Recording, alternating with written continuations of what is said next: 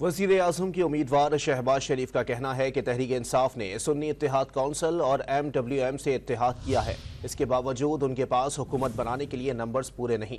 आज़ाद उम्मीदवार अपनी अक्सरियत दिखाएं, दिल से कबूल करेंगे। पीपल्स पार्टी और नून लीग के पास हुकूमत बनाने के लिए नंबर्स पूरे हैं। बारियां लेने की बात नहीं, पाकिस्तान को मुश्किलात से निकालना है।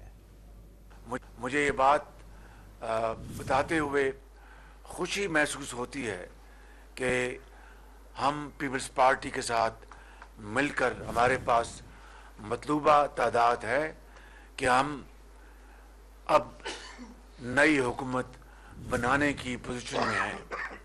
इसके लिए मैं प्रेसिडेंट जरदारी और चेयरमैन बिलावल भुट्टो साहब का शुक्रिया अदा करता हूं कि उन्होंने इसमें भरपूर ताउन किया, और इसके लिए मैं अपने कायद मियां मोहम्मद नवाज शरीफ का भी बेहद मशकूर हूँ कि जिनकी लीडरशिप और गाइडेंस के तहत ये पार्लेस, ये गुफ्तगू हतमी और मस्बत नतीजे पर आज पहुंची है। इंशाअल्लाह हमारे पास मतलूबा सदर 5 साल के लिए मुंतखब करवाएंगे।